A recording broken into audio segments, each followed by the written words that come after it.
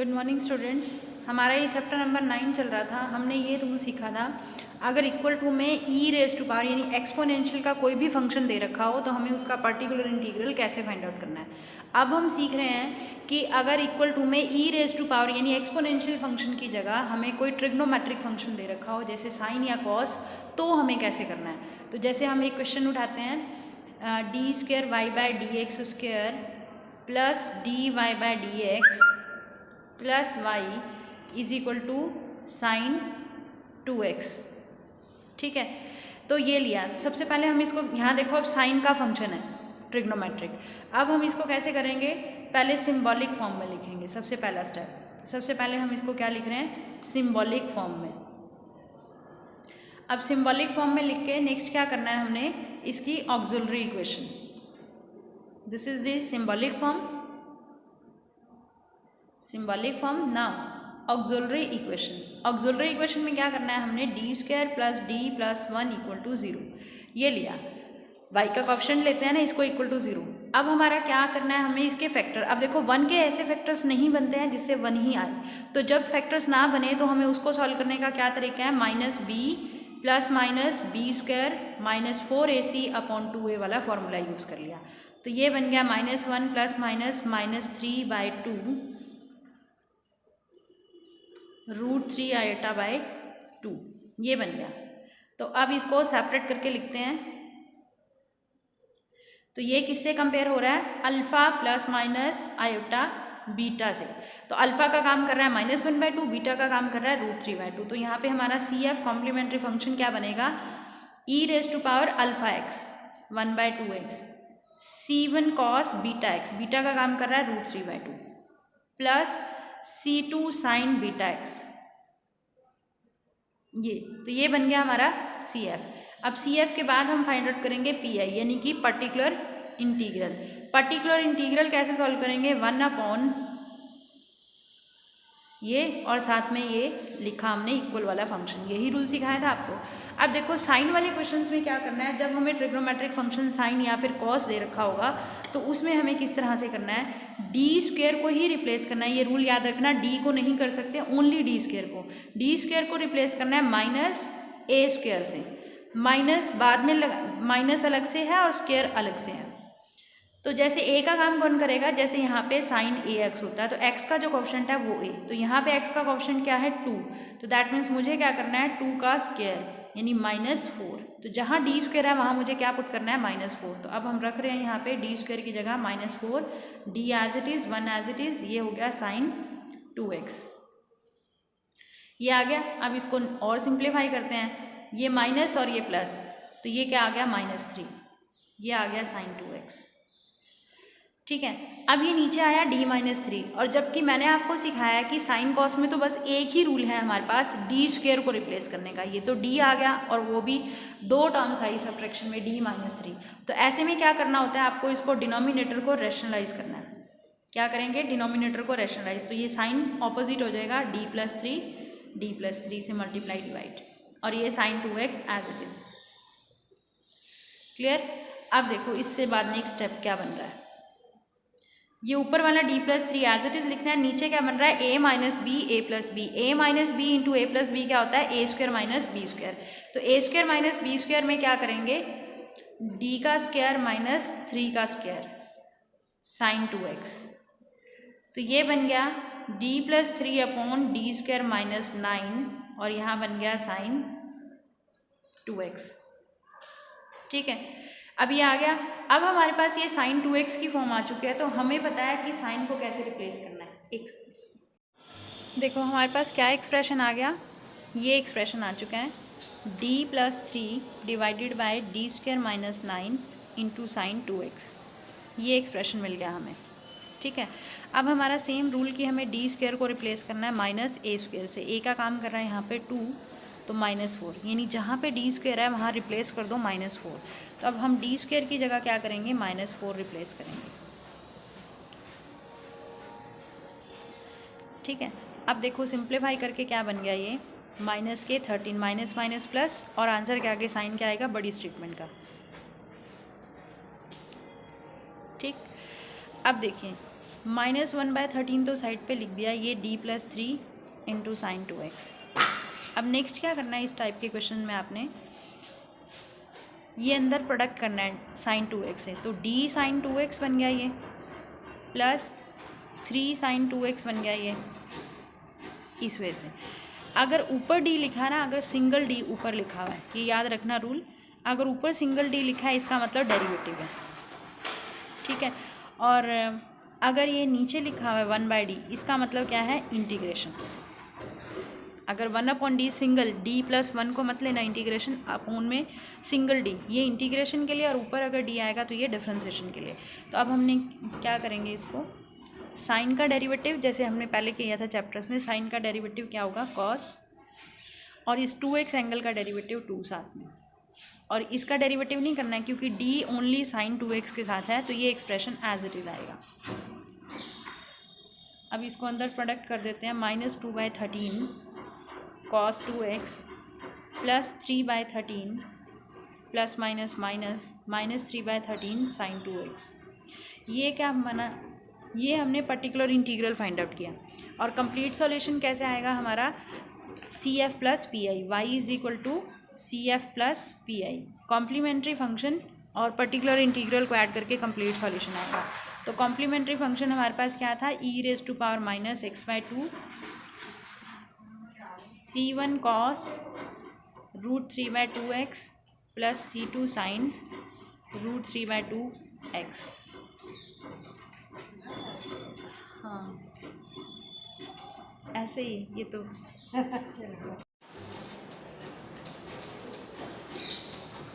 Plus में क्या करना है हमने, पर्टिकुलर इंटीग्रल। तो पर्टिकुलर इंटीग्रल है हमारा -2/13 cos 2x -3/13 साइन 2x। तो ये हमारा y आ गया आंसर कंप्लीट, ठीक है। तो ये हमने कौन सी टाइप सीखी है, ये हमने वो टाइप सीखी है जब हमारे पास इक्वल में एक्सपोनेंशियल फंक्शन की जगह क्या आएगा, कोई भी ट्रिग्नोमेट्रिक फंक्शन। कोई भी ट्रिग्नोमेट्रिक फंक्शन में पर्टिकुलर हम 2 ही फंक्शंस की बात करते हैं। ये किसके लिए रूल है, साइन और कॉस के लिए ये रूल है हमारे पास। तो ये हमने एक साइन का एग्जाम्पल किया, अब एक क्वेश्चन कॉस के ऊपर लेते हैं, एक एग्जाम्पल कोई और लेते हैं हम लोग इन्हीं से रिलेटेड।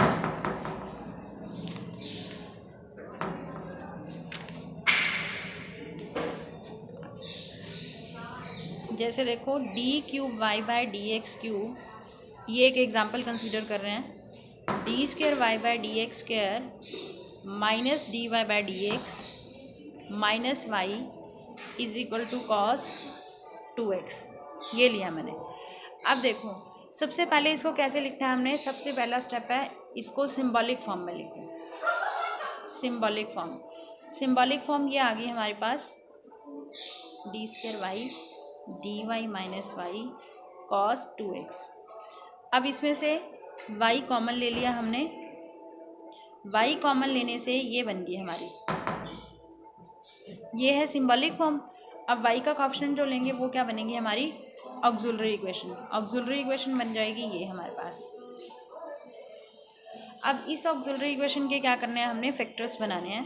तो देखो d² कॉमन, d+1 -1 कॉमन, यहाँ पर आ गया हमारे पास d+1। अब इन दोनों में से d+1 कॉमन ले लिया तो अंदर क्या रह गया, d² और यहाँ रह गया -1। अब इनको इक्वल टू 0 रखो, d की वैल्यू -1 और इसको रखोगे तो d² इज इक्वल टू 1, तो d आ जाएगा आपके पास +-1। तो d की वैल्यूज़ आ गई 1 -1 -1, 2 वैल्यूज़ तो रिपीट कर गई हमारी -1 और एक वैल्यू डिफरेंट आ गई। तो इसका CF कैसे लिखेंगे, कॉम्प्लीमेंट्री फंक्शन C1e⁻1x इसके लिए। फिर रिपीटेड वैल्यूज़ के लिए सिखाया था ना, C2 + C3x, ये क्या आ गया e⁻−x। ये तो हमारे पास क्या फाइंड आउट किया हमने, CF complementary function. Now we have to find particular integral.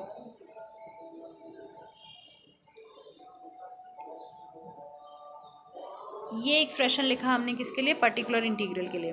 अब जो ये पर्टिकुलर इंटीग्रल के लिए एक्सप्रेशन है, क्या सिखाया आपको, d² को रिप्लेस करना है -a² से। a का काम कर रहा है 2, तो यहाँ पर क्या आ गया -4। अब देखते हैं अब आप कहोगे ये डी क्यूब है, डी क्यूब अगर आ गया आपके पास तो आप उसको ब्रेक कर सकते हो डी स्क्वायर इंटू डी। हमें ओनली डी स्क्वायर की जगह ही यूज़ करना है, तो डी स्क्वायर की जगह मैंने -4 यूज़ किया।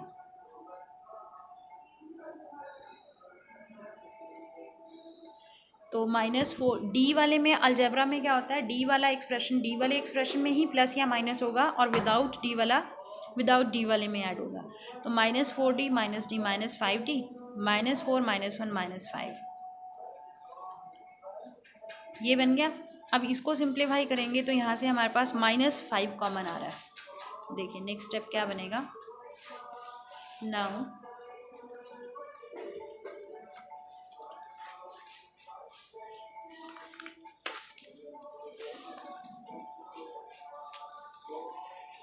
देखिए -5 कॉमन आ गया और ये रह गया d+1 cos 2x। अब हमें क्या करना है, यहाँ पर फिर से अगेन वही सेम चीज़, ये नीचे डी स्क्वायर तो रिमूव हो चुका है, अब डी आ गया। अब डी को तो हमारे पास कोई रूल नहीं है तो हम सेम करेंगे, इसको रेशनलाइज करेंगे। तो इसको रेशनलाइज करने से क्या बनेगा, d-1 नीचे d+1 और d-1 और ये आ गया cos 2x। अब -1/5 ये d-1 नीचे a+b into a-b, a square minus b square. फिर से वही रूल, डी स्क्वायर को आप रिप्लेस करो -a स्क्वायर से। -1/5 as it is, d-1 as it is, तो डी स्क्वायर की जगह क्या आ जाएगा -4। ठीक है, तो -5 ये आ गया, -1/5 d-1 और नीचे भी क्या आ गया, -5 आ गया। देखो अब यहाँ तक क्लियर है आप सबको। नेक्स्ट माइनस इनकी प्रोडक्ट कर दो, -+ 5 5 ज़ा 25 और ये एक्सप्रेशन बचा d-1 इंटू cos 2x। अब d-1 से सिंपल जैसे हम प्रोडक्ट करते हैं वैसे ही आपको प्रोडक्ट करना है, d cos 2x minus cos 2x। अब आपको बताया था ना मैंने अभी पीछे भी रूल कि d अगर सिंपल प्रोडक्ट में आ रहा है तो सिंपल प्रोडक्ट का मतलब है d क्या है, डेरिवेटिव। तो cos का डेरिवेटिव होता है -sin 2x इंटू 2x का 2 और ये आ गया cos 2x। तो यहाँ पर ये एक्सप्रेशन बन गया 1/25 -2 sin 2x minus cos 2x। ठीक है, अब ये क्या बन गया आपके पास, -2/25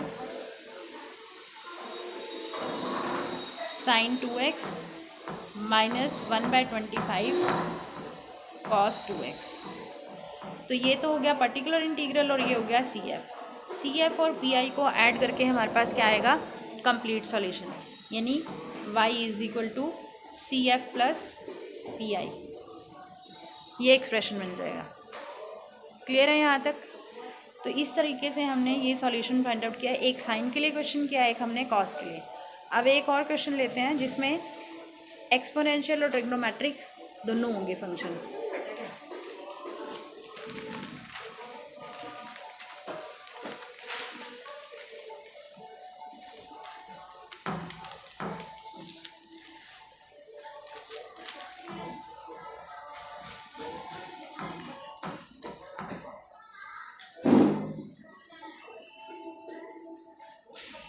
देखो जैसे एक क्वेश्चन और लेते हैं, d²y/dx² -4y = e⁻x + sin 2x ये है।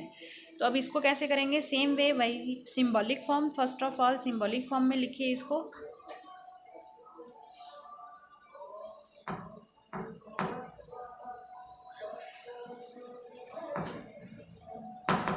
यहाँ तक तो हो गया सिंबॉलिक फॉर्म में। नेक्स्ट क्या करना है, ऑक्सिलरी इक्वेशन। ऑक्सिलरी इक्वेशन कैसे आएगी, ये y का कॉफिशेंट = 0 इक्वेट करना है।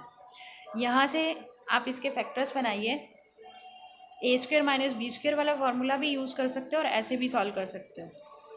ये स्क्वायर रूट इस पे जाएगा तो प्लस माइनस के साइन आएंगे, तो 4 का स्क्वायर रूट 2 होता है, तो +-2 आ गया हमारे पास।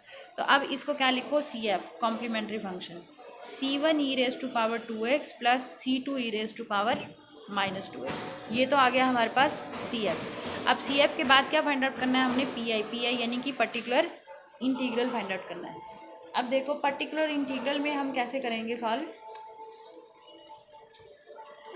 1 अपॉन पर्टिकुलर इंटीग्रल के लिए 1/this इंटू ये वाला एक्सप्रेशन जो आया। अब इसमें क्या करो, ये दो क्वेश्चंस की तरह ट्रीट करो इसको।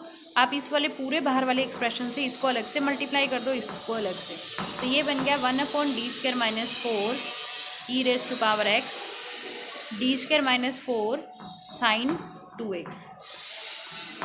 ये दो क्वेश्चंस बन गए। आप इसको अलग से ले जाके भी दोनों पार्ट्स को I1 I2 का नाम देके अलग से सॉल्व करके फिर भी वैल्यूज़ रख सकते हो, इनको ऐड कर सकते हो। और ऐसे भी कर सकते हैं सीधा भी, एक्सपोनेंशियल में क्या करना था, d की जगह x का कोएफिशिएंट यानी 1 का स्क्वायर माइनस 4 ये एज इट इज़, और इसमें d² को रिप्लेस करना था -a² से -4, तो ये बन गया -3 e⁻x, ये बन गया -1/8 sin 2x। तो ये आ गया पर्टिकुलर इंटीग्रल और ये आ गया CF। तो कंप्लीट सॉल्यूशन y कैसे बनेगा, CF प्लस PI। तो CF आपके पास है C1 e⁻2x plus C2 e⁻−2x, और ये PI हो गया हमारे पास 1/3 e⁻x 1/8 sin 2x। तो ये हमारे पास y = कंप्लीट आंसर आ गया। तो इसी टाइप से चलेंगे इसके क्वेश्चंस। एक और टाइप है इसमें, वो भी ले लेते हैं, तो इस एक्सरसाइज के कंप्लीट हो जाएंगे। देखो एक क्वेश्चन और लेते हैं, d²y/dx² plus y = sin x into sin 2x। अब इसको थोड़ा ध्यान से ऑब्जर्व करो, इसमें क्या दे रखा है हमें, इसके अंदर क्या दे रखा है हमें, sin x और sin 2x दो ट्रिग्नोमेट्रिक फंक्शन प्रोडक्ट में दे रखे हैं, और हमने अभी तक दो ट्रिग्नोमेट्रिक फंक्शन जो प्रोडक्ट में है उनका कोई रूल नहीं सीखा है। तो इनके ऐसे क्वेश्चंस के रूल करने के लिए हमें क्या करना पड़ेगा, देखते हैं। सबसे पहले तो सिंबॉलिक फॉर्म में इसको लिख लो, सिंबॉलिक फॉर्म में और ऑक्सिलरी इक्वेशन तक तो सेम है, कोई भी इक्वल टू में कोई भी टाइप हो, यहाँ तक आपका बिल्कुल सेम है। तो यहाँ तक अभी फ़िलहाल हमारी क्या आ रही है, सिंबॉलिक फॉर्म। अब इससे क्या फाइंड आउट करनी है, ये तो थी सिंबॉलिक फॉर्म, SF इसका शॉर्ट फॉर्म लिखा है, और ये है ऑक्सिलरी इक्वेशन। ऑक्सिलरी इक्वेशन में d² + 1 = 0, तो d क्या आ गया ये, और d की वैल्यू क्या आएगी ±√(-1) दैट इज़ आयोटा। तो यहाँ से CF बनेगा C1 cos 2x, एक सेकेंड इसको आप पूरा कंप्लीट समझो, ये आया plus minus iota, plus minus iota को कैसे लिखो, 0 + -1 आयोटा, ऐसे समझो। तो ये किससे कंपेयर हो रहा है, alpha plus minus iota beta से। अल्फ़ा का काम 0 कर रहा है, बीटा का काम 1, तो CF क्या लिखा जाएगा, e⁻α(x) यानी 0x, C1 cos बीटा यानी कि 1x, C2 sin बीटा यानी कि 1x, e⁻01, तो C1 cos x plus C2 sin x, ये हमारे पास क्या आ गया, CF आ गया। Let's continue. अब हम फाइंड आउट करने जा रहे थे इसका पर्टिकुलर इंटीग्रल। अब देखो पर्टिकुलर इंटीग्रल में हमने ये टाइप सीखी है कि अगर दो ट्रिग्नोमेट्रिक फंक्शन प्रोडक्ट में आए तो उनको कैसे करना है। तो दो ट्रिग्नोमेट्रिक फंक्शन जब भी प्रोडक्ट में आएंगे, चाहे वो दोनों साइन हो चाहे दोनों कॉस हो, एक साइन और एक कॉस, 4 पॉसिबिलिटी हैं, तो आप क्या करोगे, 2 से डिवाइड और 2 से ही मल्टीप्लाई करोगे। और बड़े वाले एंगल को पहले, मैंने sin 2x को पहले लिखा है, साइन को बाद में। तो अब यहाँ पे हम फार्मूला यूज़ करेंगे 2 sin a sin b। क्या अप्लाई करेंगे, 2 sin a sin b। 2 sin a sin b के लिए आपको फार्मूला आपकी बुक में भी मेंशन कर रखा है, और मैंने बताया था डिफरेंशिएशन का जो चैप्टर है, जहाँ से ट्रिग्नोमेट्री वाली एक्सरसाइज स्टार्ट होती है, वहाँ पर ये सारे फार्मूले कंबाइन करके दे रखे हैं।